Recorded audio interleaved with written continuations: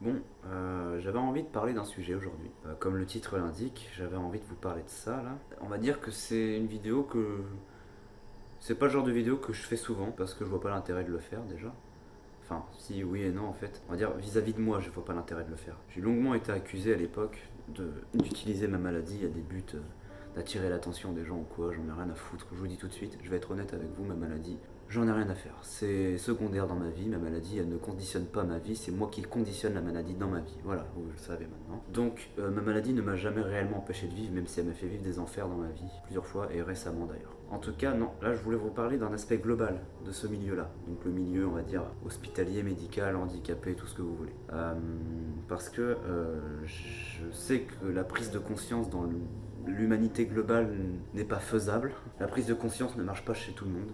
Voilà, c'est triste d'ailleurs. Et j'ai toujours dit d'ailleurs, de toute ma vie, depuis que je suis petit, même d'ailleurs, que l'inconscience est le plus grand crime de toute l'humanité. Voilà, l'inconscience, l'ignorance même. L'inconscience et l'ignorance sont les deux plus gros crimes qu'un homme ou qu'un humain peut infliger à une tierce personne ou une tierce situation. Voilà. Je voudrais vous parler de ce sujet-là, parce que je sais qu'il y en a beaucoup de gens aussi qui ça aurait été intéressé. Parce que lorsque je fais connaissance avec des gens, ces gens-là généralement ne me connaissent pas. Et je suis pas du genre à parler de ma vie privée facilement, et encore moins de cet aspect-là de ma vie, c'est-à-dire la maladie, le handicap, tout ça. Je n'en parle jamais. D'ailleurs, les gens sont obligés de me poser la question quand je les rencontre. Beaucoup d'amis à moi qui regardent la vidéo vont le comprendre, vont le savoir et vont sûrement le confirmer. C'est des gens, ils viennent me poser la question, genre, mais même parfois plusieurs semaines après s'être rencontrés, des mois après même. Genre, mais en vrai, peut-être pas des mois, souvent c'est des semaines. Qu'est-ce que tu as en vrai Je veux pas être indiscret, mais qu'est-ce que t'as dans la vie c'est quoi T'as des problèmes de santé, genre Et puis là, je leur explique. Mais je le fais pas naturellement, vous voyez. Parce que je suis pas du genre à parler de ma maladie, j'en ai strictement rien à faire de ma maladie. Je fais pas ça pour cacher quelque chose, je fais ça parce que ma maladie ne me définit pas. Elle m'a forgé, mais elle ne me définit pas en fait. Moi, je suis quelqu'un de normal, je vous le dis tout de suite. Donc, c'est que quand on me pose la question que j'en parlais, mais je suis le genre de personne qui n'a jamais vraiment voulu parler de son passé. Parce que j'aime pas ressasser des fois les mauvais moments, et j'en ai vécu pas mal. J'aime pas ressasser les mauvais moments, c'est pas agréable, et faut vraiment qu'on me pousse à en parler en fait. Mais cela ne veut pas dire que ça me dérange d'en parler. Généralement, je suis pas réticent à en parler. Mais il faut vraiment que les gens viennent me le demander. Enfin, voilà, faut qu'on vienne me demander. Après, je ne veux pas vraiment vous parler de ma maladie, je vais vous parler de l'aspect du monde du handicap en général, et de tout ce que ça englobe par rapport au reste de la société d'aujourd'hui. Je vais, pour illustrer tous ces propos, parler un petit peu de ce que moi j'ai vécu. Bon, voilà, je le dis tout de suite, pour ceux qui ne savent pas, peut-être des gens que j'ai rencontrés régulièrement, je rencontre chaque jour des gens. J'ai la maladie des os de verre. Voilà, la maladie de l'ostéogenèse imparfaite, de nom scientifique. Cette maladie est caractérisée par la fragilisation des os. Vous voyez, les os sont plus fragiles, voilà. Ça touche le collagène, c'est-à-dire que ça touche les cellules. Mais la plupart du temps, ça touche principalement les cellules osseuses. Mais ça peut toucher aussi toutes les cellules, mais chez moi, c'est surtout les cellules osseuses. Mais la maladie a plusieurs types, plusieurs stades de gravité. Et des gens dans ma vie, j'en ai rencontré, des amis à moi, qui ont la maladie dans un stade plus grave que le mien. Ce qui m'a permis aussi des fois de relativiser ma situation. Vous voyez, moi par exemple, j'ai la maladie, mais je suis type il y a plusieurs types, ça va jusqu'à type 5 je crois, je suis type 3 il me semble. Les amis que j'ai rencontrés devaient être type 4, il me semble que c'est à l'inverse, je ne sais plus, enfin, j'en sais rien. Vous voyez, la preuve que je ne m'intéresse pas plus que ça à ma maladie, que je m'en sers pas à but lucratif comme certaines personnes, certains abrutis, sans vouloir être vulgaire, me l'ont souvent dit, c'est parce que je m'en intéresse même pas, vous voyez, je sais même pas vraiment quel type dans la maladie je suis, je m'en intéresse pas. En tout cas, j'ai un type moins grave, beaucoup moins grave que certaines personnes, de telle sorte que les gens ne voient pas que je suis handicapé parfois. À première vue, ils ne voient pas que je suis handicapé, on ne voit pas que je le suis. Je suis pas très grand, je fais à peu près 1m50, mais il y a des mecs qui font cette taille-là et qui n'ont pas de maladie. Je suis même plus grand que certains mecs, ça m'est déjà arrivé, ça m'a choqué, hein, mais je suis plus grand que certaines personnes.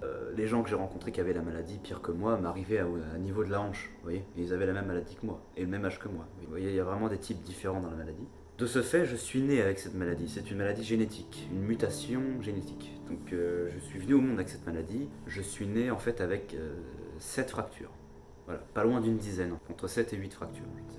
D'entrée de jeu, dès que je suis sorti du corps de ma mère en fait. Ça ne s'est pas su tout de suite parce qu'un nourrisson, quand il naît, il pleure. Et un nourrisson, ça pleure tout le temps, donc ça peut pas se savoir en fait. Donc les médecins ne pouvaient pas savoir que je souffrais en fait, tout le temps. Mais chaque seconde, je souffrais. Il n'y avait pas des moments de repos, j'avais mal tout le temps. Et j'ai eu mal pendant 2 semaines d'affilée, jour et nuit. Je fais pas ça pour choquer. Hein. Je fais ça pour expliquer et placer un petit peu le sujet. Et je veux parler d'abord de ma situation avant d'embarquer sur le reste. Mais je suis né avec cette maladie, et lorsque mes parents, mes frères, tout ça, me portaient, ils voyaient que le moindre mouvement qu'ils faisaient me faisait extrêmement mal. Et ils se demandaient pourquoi. Parce que la maladie n'était pas très connue à l'époque. C'est une maladie orpheline. Donc lorsque mes parents me portaient, ils ne comprenaient pas pourquoi je pleurais vraiment beaucoup. Et un jour, au bout de 2 semaines après ma naissance, ma mère m'a porté et mon bras est littéralement tombé dans le vide, comme ça. Et j'ai hurlé à la mort. Clairement hurlé à la mort. Quand je vous dis hurler à la mort, j'ai hurlé à la mort. Parce que mon bras était fracturé. Voilà. Et ma mère, là, elle a commencé à se poser de réelles questions, et dans la foulée, elle a tout de suite appelé l'ambulance pour m'amener à l'hôpital. Ils ont fait des radios, et ils ont vu que mon bras était cassé, mais pas que. J'avais des fractures partout. Mais comme la maladie n'était pas très connue, les médecins ont commencé à accuser mes parents de maltraitance, et mes parents ont failli finir en prison à cause de ces abrutis de médecins complètement ignorants. Voilà, je vais le dire. Je vais aussi dans cette vidéo pas mâcher mes mots, parce que parfois il y a des trucs qui m'énervent. Voilà. Sauf que, heureusement, un spécialiste venu du Mans ou de Paris, je ne sais plus, mais un spécialiste de la maladie en question est venu et m'a ausculté. Ce dernier a vu que mes sclérotypes, comme on les appelle, donc le blanc des yeux, était bleu en fait, vous voyez. Donc ça se voit pas vraiment avec la lumière, mais j'ai le blanc des yeux bleus. C'est une caractéristique de la maladie et du type que j'ai dans la maladie en fait. Voilà. Parce que tous les types n'ont pas cette caractéristique là en fait.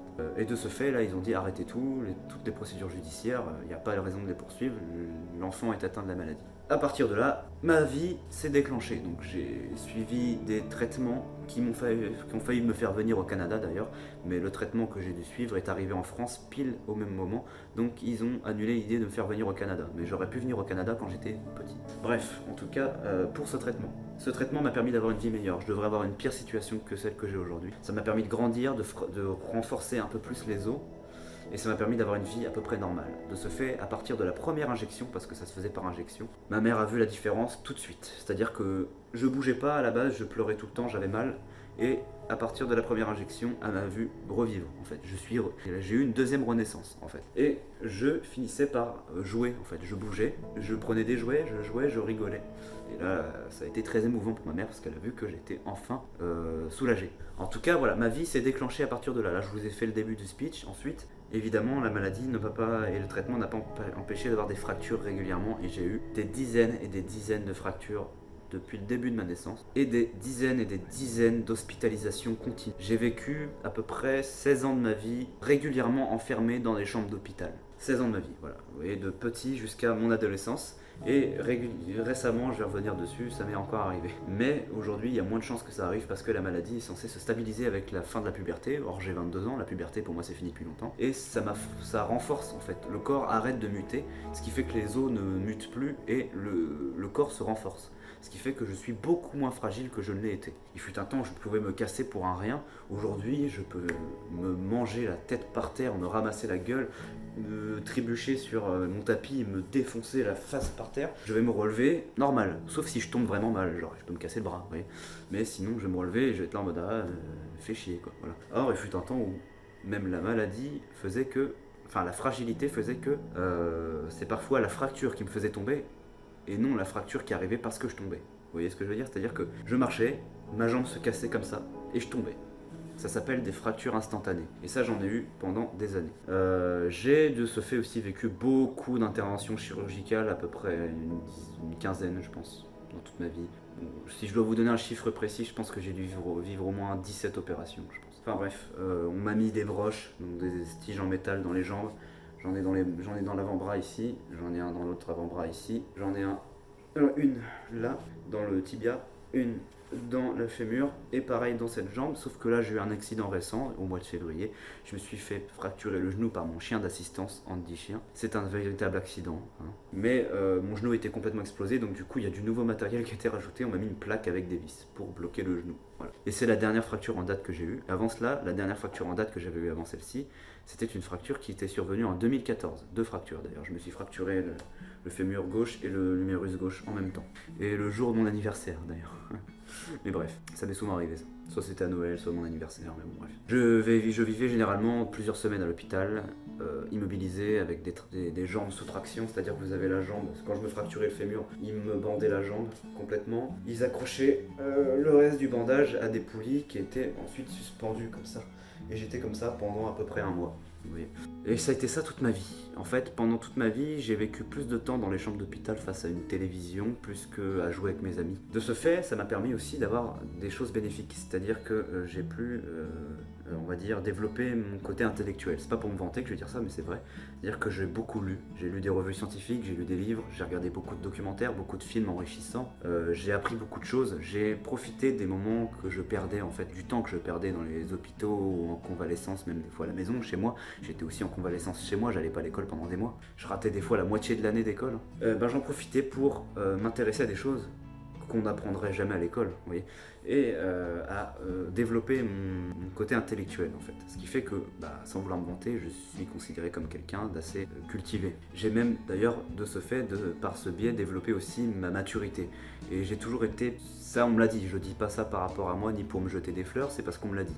On me l'a dit plusieurs fois, j'ai toujours été plus mature que l'âge que j'ai en fait. J'ai toujours traîné avec des personnes plus âgées que moi en fait, jamais avec des personnes plus vieilles que moi, plus jeunes que moi, et rarement avec des personnes du même âge que moi. Mais ça arrive quand même. Mon meilleur ami est un an plus jeune que moi, donc, vous voyez. Mais la plupart du temps, je traîne avec des gens qui ont 1, 2, 3, 4, 5 ans, voire 6 ans de plus que moi, vous voyez. Parce que je suis un peu en avance sur la maturité en fait. J'ai 22 ans, mais je serais capable d'avoir une conversation ultra constructive avec un mec de 30, 31, 32 ans. Ouais. Et ça prouve de ce fait que l'âge ne veut strictement rien dire. Je vous le dis tout de suite, l'âge ne veut rien dire, absolument rien. C'est pour ça que je trouve ça complètement débile de voir des gens quand ils veulent se mettre en couple, une fille qui veut se mettre en couple avec un mec plus jeune que elle, ou inversement, ah non, il est trop jeune. C'est débile, c'est complètement débile, mais bon bref, en tout cas voilà. Voilà, ma vie c'est à peu près ça, ça a toujours été ça en fait ma vie. J'ai perdu beaucoup d'années de ma vie, 16 ans, hein, comme je vous l'ai dit, à être enfermé dans les chambres d'hôpital, mais aussi j'ai vécu des expériences très enrichissantes. Il n'y a pas eu que du mauvais là-dedans. J'ai vécu aussi 5 ans de ma vie dans ces 16 ans, hospitalisé dans un centre de rééducation.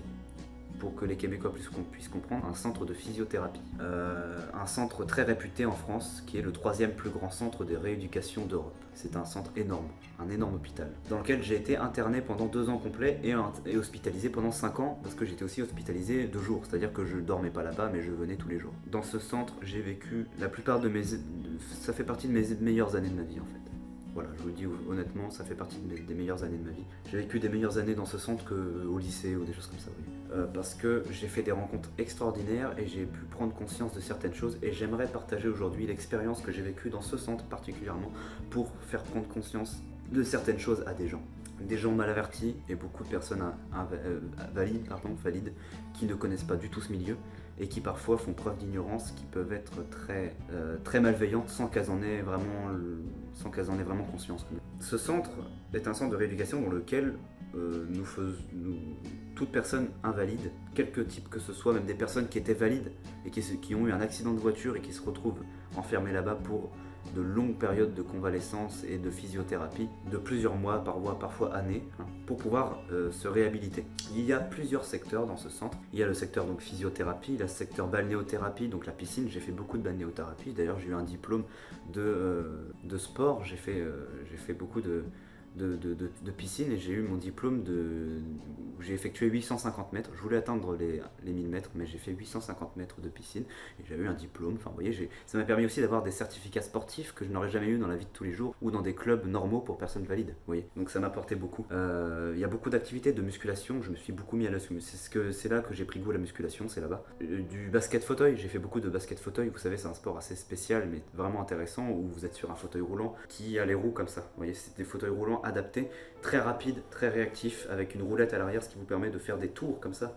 à 360 degrés super rapidement, des fauteuils super légers, ce qui vous permet d'avoir une maniabilité très très très vif. Et j'ai fait ça aussi, je me suis inscrit à un club de basket fauteuil là-bas, il y avait un terrain de basket et tout, intérieur et extérieur, c'est un énorme centre, vraiment un grand complexe, vraiment très grand complexe. Et j'ai fait du basket fauteuil avec des personnes, j'étais enfant quand j'y étais, c'était il y a plus de 10 ans, mais je faisais du basket fauteuil avec des adultes, vous voyez. Donc c'est vraiment intéressant, et le plus difficile dans le sport, c'est que dans ce sport-là, et c'est ce qui montre que le handisport est très compliqué, c'est que les paniers de basket sont à la même hauteur que les paniers de basket généraux, de manière générale en fait.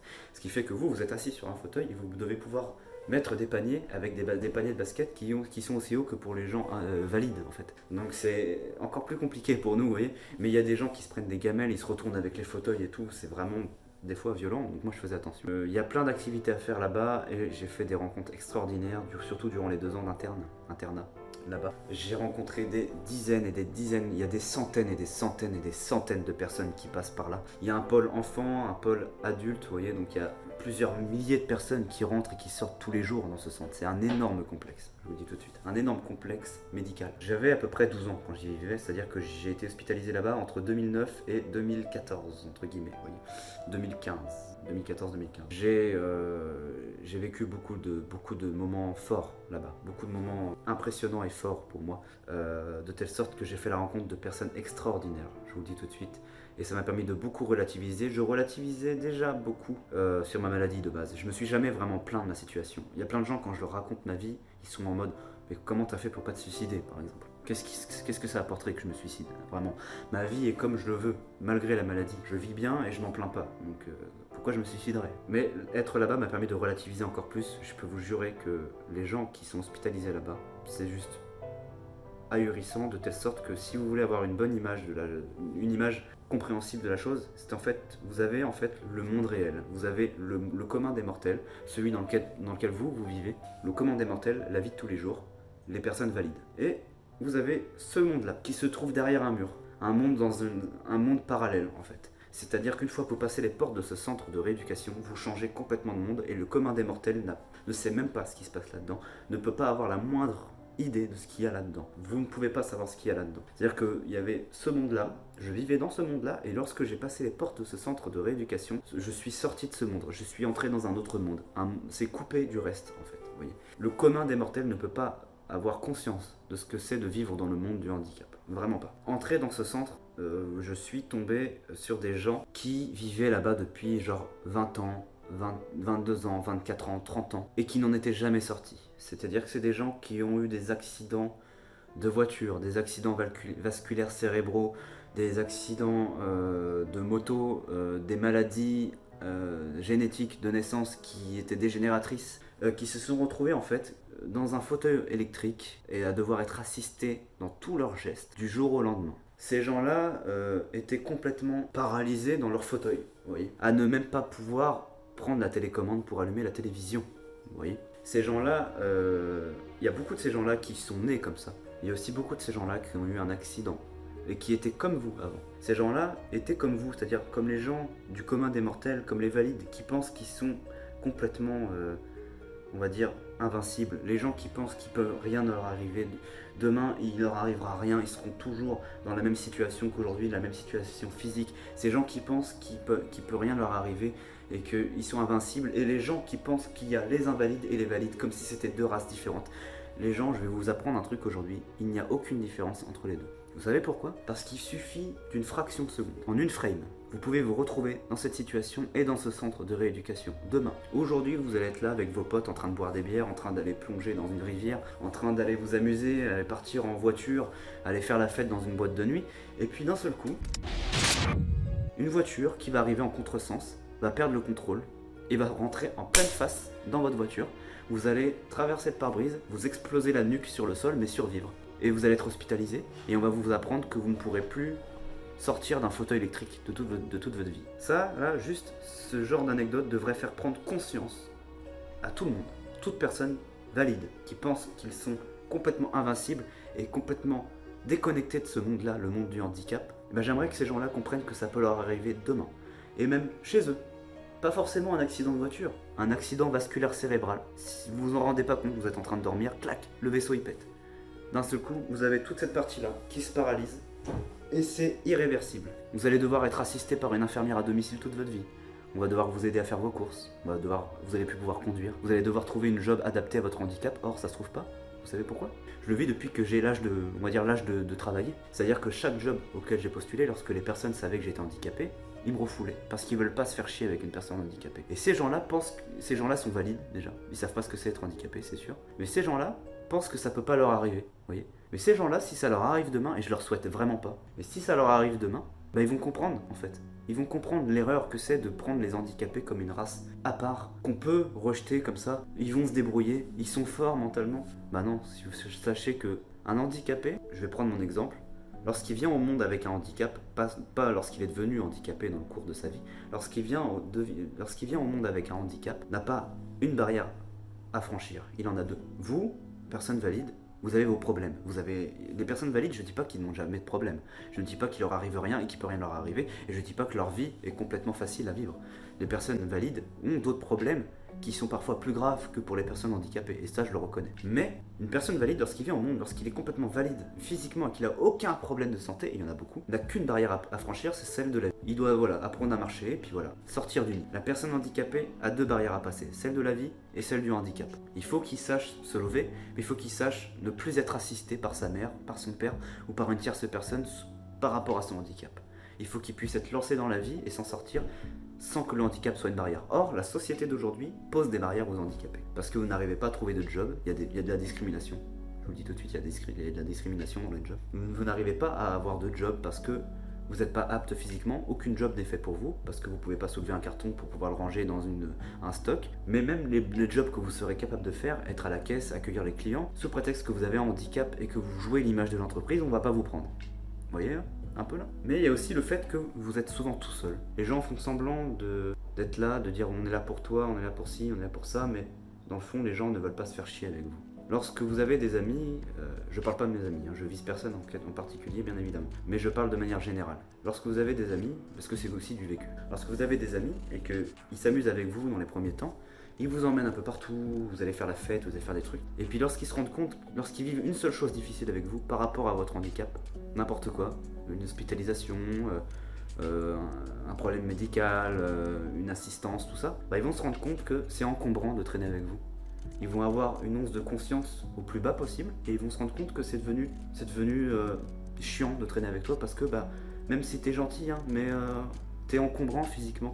Il faut prendre ton fauteuil roulant, tu sais, non, on va pas te prendre avec nous, tu viendras avec nous une autre fois, on va faire notre soirée avec tous les autres amis valides qu'on a, eux, on n'a pas besoin de les assister, vous voyez. Ça, je l'ai vécu beaucoup, de toute ma vie, hein, je l'ai vécu plein de fois, en France, tout ça, vous voyez, je l'ai vécu, hein. Je vise personne, je parle pas d'une personne en particulier ou quoi, je parle de manière générale. Ça, c'est toutes les personnes handicapées qui ont des amis, vivent ça. Les personnes estiment que t'es trop chiant, t'es trop encombrant, physiquement c'est difficile.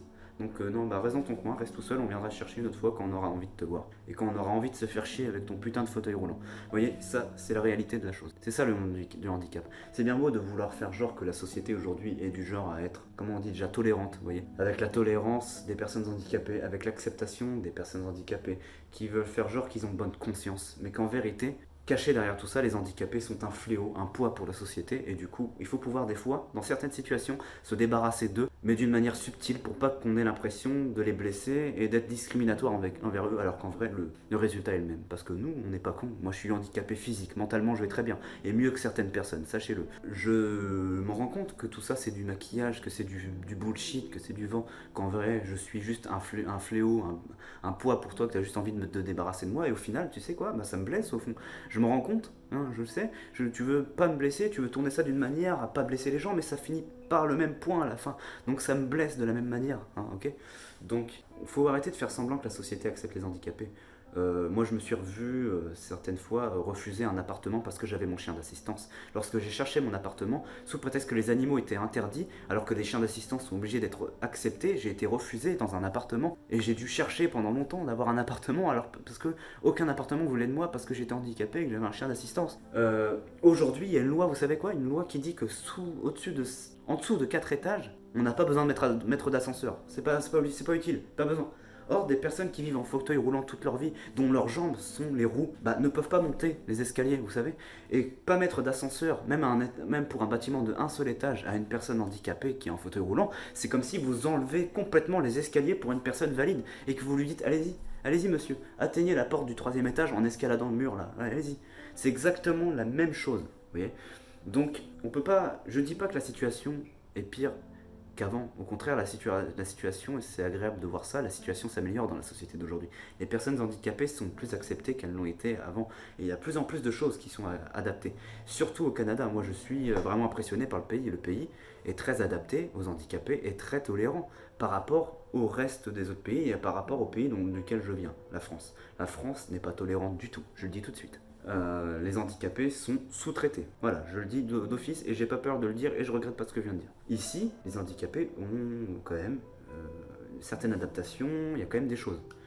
Même si ce que je viens de dire s'adapte aussi, le coût de l'appartement, je l'ai vécu ici, je l'ai pas vécu en France. Oui. Pareil, les bus qui te refusent parce que tu as un chien d'assistance qui vient d'un autre pays et qui n'est pas le chien d'assistance du pays dans lequel tu te trouves. Houston, mon chien d'assistance anti-chien, a été refusé plusieurs fois dans des bus ici parce que je n'avais pas la carte de l'association d'ici.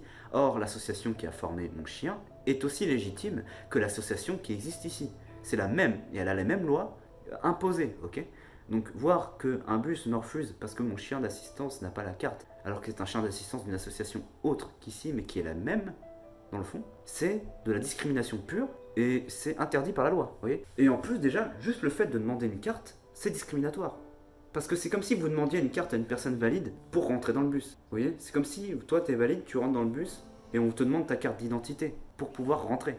C'est exactement la même chose. Un chien d'assistance comme un chien d'aveugle complète la personne qui a besoin de l'avoir. Vous voyez, c'est comme si c'était son bras. C'est comme si votre bras c'était votre chien d'assistance ou votre jambe. Et demander une carte qui prouve que ton chien est un chien d'assistance dans un bus, c'est comme si tu demandais la carte d'identité à une personne valide. C'est complètement illogique. En tout cas, il y a ça, mais aussi il y a plein d'autres aspects de la vie.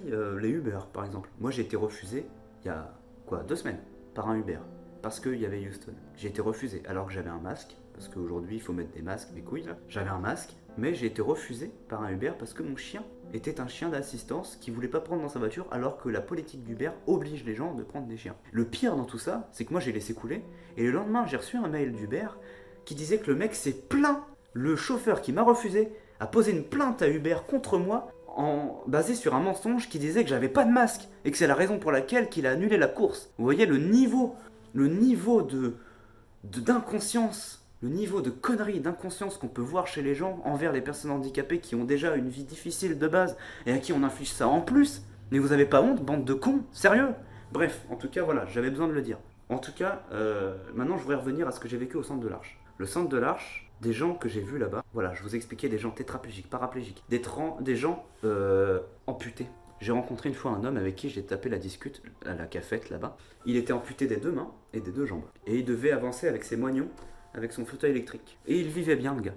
Il vivait très bien. Mais il y a aussi des gens que j'ai croisés dans l'étage dans lequel je vivais qui étaient entubés. Vous voyez, ils avaient besoin d'assistance respiratoire dans un fauteuil électrique et ils étaient assistés par les infirmières pour pouvoir aller aux toilettes, pour pouvoir allumer la télé, pour pouvoir manger, pour pouvoir faire toutes ces choses de la vie. Et aujourd'hui, de voir que ces gens-là maintiennent le cap et ont goût à la vie, à côté de gens valides que je vois tous les jours sur les réseaux sociaux, tout ça, qui se plaignent d'avoir 3 likes au lieu de 10 sur leur putain de publication Instagram et qui pensent que c'est la fin du monde. Juste, excusez-moi les gens, hein, je suis pas du genre à être violent, mais compte tenu de ce que moi j'ai vu dans ce centre et de voir ce genre de personnes se faire plaindre auprès des gens en faisant les victimes en mode « Oh, on n'a pas aimé ma publication et tout », va te faire clairement. Je demande à ces gens-là, et je veux pas les abaisser, au contraire, je veux les aider, ces gens-là. Je veux les aider, vraiment, je veux leur faire prendre conscience. Je veux aller voir ces gens-là et leur dire, écoute, je vais t'emmener quelque part. Tu vas monter avec moi dans la voiture, on va aller boire un café. Tu vas monter quelque part dans la voiture avec moi et tu vas aller quelque part avec moi.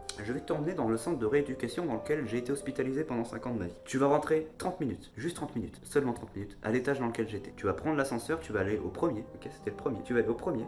Et tu vas faire le tour de l'étage et aller à la rencontre des gens qui se trouvent dans les chambres d'hospitalisation. Et tu vas revenir, juste après 30 minutes. Il n'y a pas besoin de plus de 30 minutes. Tu vas revenir et tu vas me dire ce que tu en as pensé. Et tu vas me dire comment tu vois la vie aujourd'hui. Il vous suffirait de seulement 30 minutes dans ce centre pour que votre cerveau se retourne complètement. Mais complètement. Mais je vous dis, en une frame, un 360 degrés, et que vous sortez de ce centre complètement changé à vie. Il vous suffit de 30 minutes. Vous allez être changé à vie. J'ai beaucoup de gens que j'ai rencontrés dans ma vie, qui étaient valides, mais qui s'occupaient de gens comme moi. Parce qu'il y a beaucoup de gens valides qui savent ce qui se passe dans ces centres, parce qu'il y a des gens valides qui travaillent. Et ces gens-là comprennent ce que je dis. Et ils ne sont pas handicapés. J'ai des amis, notamment un ami à moi, un bon ami à moi, que j'ai toujours énormément apprécié, qui s'occupait de moi lorsque j'étais au collège, en AVS, car j'avais besoin d'assistance au collège, qui s'occupait de moi et qui m'a dit qu'une fois il était allé à l'Arche pour aller rendre visite à quelqu'un qui se trouvait dans l'étage où j'étais d'ailleurs, il me semble. Il a dit qu'il n'était jamais allé dans ce centre. Jamais. Il a dit, lorsque je suis rentré là-dedans, j'ai été changé à vie. Il a dit j'ai eu une vision complètement différente de ce qu'on peut avoir de la vision du handicap. Les gens du commun des mortels pensent que le handicap c'est juste un mec dans son fauteuil roulant qui galère, mais voilà c'est tout. Il a compris que ce monde est plus complexe qu'il en a l'air. Il a vu des gens, comme je vous l'ai dit, entubés par assistance respiratoire, des gens amputés, des enfants de 8 ans amputés de la jambe avec une prothèse, des enfants aveugles avec une maladie dégénératrice, des enfants qui devenaient de plus en plus paraplégiques à cause d'une maladie dégénératrice aussi, qui s'attaquent aux muscles. J'en ai rencontré des amis comme ça. Des gens qui vivaient là-bas depuis un peu plus de 20 ans et qui ne sortiraient peut-être jamais de ce centre et qui finiront leur vie là-bas. Il a dit, j'avais jamais vu ça de toute ma vie. J'en suis sorti changé. J'y ai passé que quelques heures. Vous voyez, ce monde-là est différent du vôtre, les amis. Je vous le dis tout de suite. Juste, j'aimerais vous le faire partager pour que vous puissiez savoir ce qui se passe dans ce monde-là. Et que vous puissiez comprendre le monde du handicap d'une autre manière que vous le comprenez déjà. Bien que j'ai quand même été beaucoup impressionné par beaucoup de mes camarades à moi, valides et tout, qui ne connaissent pas du tout ce milieu-là, mais qui ont eu des comportements avec moi qui étaient vraiment très très très impressionnants. Vraiment, que je me disais, ces gens-là, ils ont quand même une conscience, une vraie conscience. Ils comprennent ce qui se passe, même s'ils n'ont jamais vu ce milieu-là. Et ces gens-là, je leur tire mon chapeau, vraiment. Je vais vous sortir une anecdote. Un ami que j'ai côtoyé à l'Arche, dans le même centre. Cet ami était valide. Il avait une vie tout à fait normale. Il s'appelait Vincent. Il a vécu un accident horrible, un grave accident. C'est-à-dire qu'il avait à peu près 15-16 ans. Il était en moto en France et il était à plusieurs kilomètres heure, je ne sais plus combien, mais il était vraiment très très... il allait très très vite sur la route, mais il respectait comment dire, la vitesse, hein, évidemment autorisée. Et il a roulé comme ça, et il est arrivé au moment à une intersection, avec un cédé le passage, il me semble. Sauf que le camion qui est arrivé de côté, il me semble, l'a littéralement embarqué et emplafonné. Une camionnette, il me semble. L'a emplafonné, il me semble que c'est ça. Et il a volé à peu près 4 mètres de haut. Il a été projeté à plus de 4 mètres, voire 5 mètres de haut, avant de s'écraser complètement sur le sol et de se briser la nuque. Il a survécu. Il a survécu, et le pire dans tout ça, c'est qu'il n'est même pas tombé dans le coma sur le moment. Il a vécu la totalité, il a subi la totalité de l'accident du début à la fin, jusqu'à l'arrivée à l'hôpital au bloc opératoire. Il a vu les gendarmes arriver sur les lieux, il a tout vu, il avait le casque sur la tête, tout ça. Il a été opéré, on lui a mis une plaque dans la nuque, on lui a vissé des choses, enfin bref, on a essayé de le rafistoler du mieux qu'on pouvait. Il a vécu plusieurs semaines d'hospitalisation. Il est venu à l'Arche, je l'ai rencontré, c'était en 2011. Il était dans un fauteuil électrique, complètement, alors je sais plus si c'est paraplégique ou tétraplégique, mais complètement, il pouvait plus bouger. Littéralement plus bouger. Ce gars-là m'a donné une leçon de vie que je n'oublierai jamais. Moi, à côté, je suis ultra chanceux et je suis une majorette. Je le dis tout de suite. À côté de lui, je n'ai pas de mérite, limite. Hein. Ce gars-là, c'est le mec que j'ai vu devenir, s'améliorer physiquement, réhabiliter sa situation de la manière la plus rapide de toute ma vie. Ce mec-là a été, pour moi, sur le moment, l'incarnation de la volonté, l'incarnation du courage, de l'espoir et de la volonté même, vraiment, personnifié, quoi. Ce mec-là, il a évolué en 6 mois. Il a récupéré la mobilité de certains membres dont il ne devait pas récupérer la mobilité. Il a réussi à se tenir, juste tenir son buste en équilibre comme ça, alors qu'il avait la nuque cassée, il avait la nuque bloquée en plus, il pouvait pas tourner la tête, il avait les mains paralysées, il avait des gants, il avait les mains paralysées, mais il arrivait à bouger les poignets et les bras, donc il arrivait à pousser son fauteuil roulant, il arrivait à avoir un fauteuil roulant manuel, alors que c'était censé ne jamais être le cas, c'était censé être fini pour lui, il aurait dû être en fauteuil électrique toute sa vie, il arrivait à pousser le fauteuil roulant, il a évolué en quelques mois quoi. Il arrivait à se transférer de son fauteuil roulant. Il ne pouvait plus bouger les jambes. Vous pouviez le planter avec un couteau, verser du café bouillant sur ses jambes, il ne le sentait plus. Mais le reste, il arrivait à le faire. Même si parfois il avait des pertes d'équilibre, il pouvait se remettre, hop. Il a eu une volonté incroyable, ce gars-là. Et j'ai discuté avec lui plusieurs fois, c'était que des conversations enrichissantes. On n'arrêtait pas de dire nos expériences. C'est ça aussi, vivre à l'Arche, c'était de donner des expériences aux gens, de se soutenir. Il y a un espèce d'aspect, en fait, si vous voulez, militaire. C'est-à-dire que c'est comme si vous viviez la même chose. Vous êtes dans la même galère tous. Et il faut pas se tirer dans les pattes. Jamais. Il faut se serrer les coudes, être toujours proches les uns des autres et se dire que on va toujours réussir à s'en sortir dans la vie, à y arriver, à sortir de ce centre un jour ou l'autre, et à reprendre une vie normale. Et on avait tous avaient une maturité incroyablement développée parce que on était tous dans la même situation, et ce genre d'expérience, les amis, d'hospitalisation, tout ça, et de rencontre avec ces gens-là vous fait grandir, mais à un niveau, vous pouvez même pas imaginer, que d'une telle sorte que lorsque vous sortiez de ce genre de centre et que vous recôtoyez des gens de la vie de tous les jours, du commun des mortels, du même âge que vous, vous avez l'impression d'avoir grandi de 10 ans.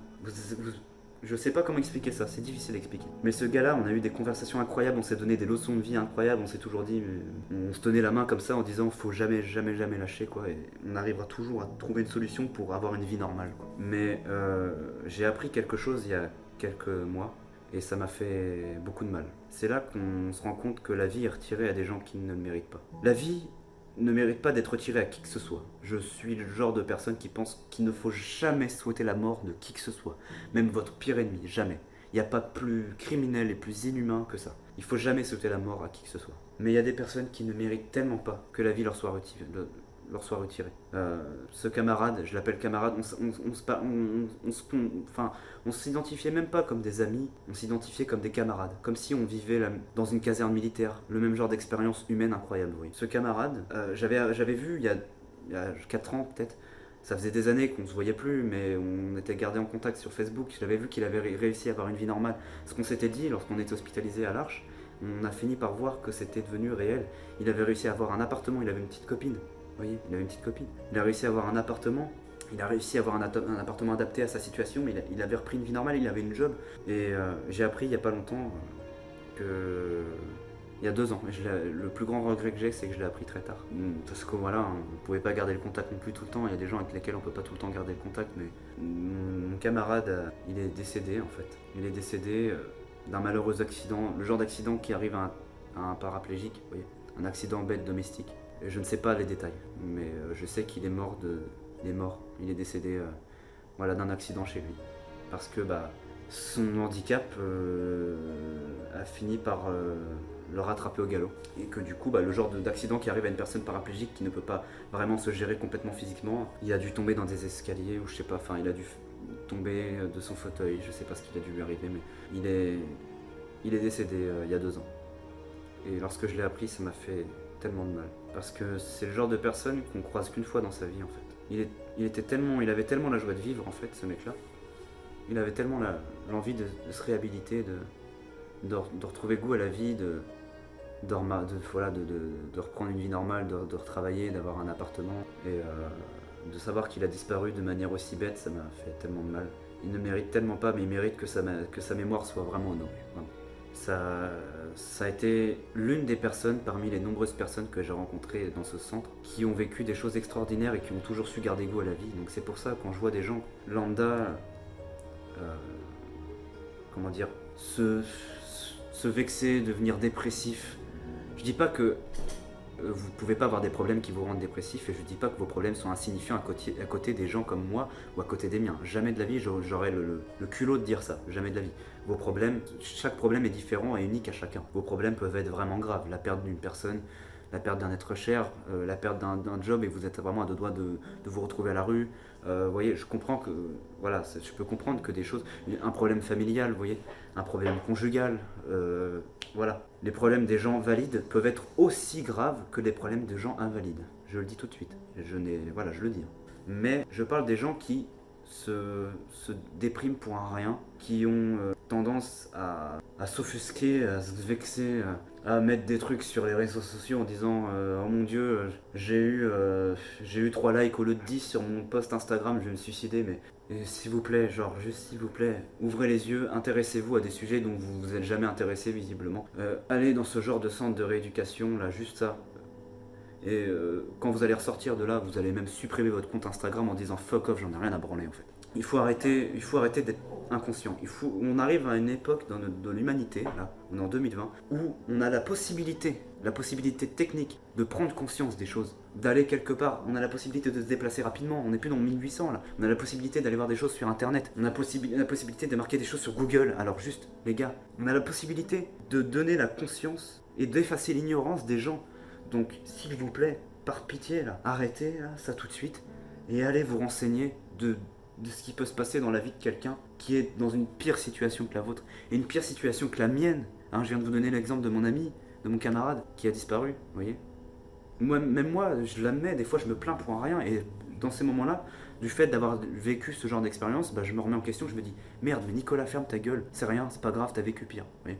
Bah, j'aimerais que les gens, de manière générale, sachent se dire ça. Vous voyez, vraiment, juste une fois dans votre vie. En tout cas, j'avais besoin de parler de ça. J'avais besoin de vous le dire parce que c'est le genre de choses qui m'énervent. Oui, il y a pas longtemps, mon amie Sarah m'a envoyé une vidéo d'une femme malentendante ici au Québec, une Québécoise, qui a été refusée dans un magasin parce qu'elle avait un masque avec une visière pour pouvoir lire sur les lèvres. L'abruti qui l'a refusé, est-ce qu'il a un cerveau ou est-ce qu'il a des chips écrasés à la place? Excusez-moi, mais au bout d'un moment, là, on peut pas avoir un brin de conscience. Enfin, vous voyez, genre, ce genre de choses, j'aimerais que ce soit un jour éradiqué complètement, là, de la société. Là. En tout cas, j'espère que cette vidéo vous aura pas trop bousculé, hein, vraiment.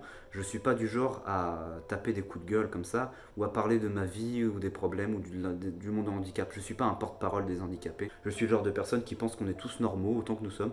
Nous sommes tous normaux. Ouais. Donc je vois pas l'intérêt de porter parole des handicapés, vu que pour moi, à mes yeux, les handicapés sont tous normaux, comme les valides, comme les invalides, et qu'on a tous nos lots de problèmes, et qu'on a tous nos lots de difficultés dans la vie, qu'on soit handicapé ou pas.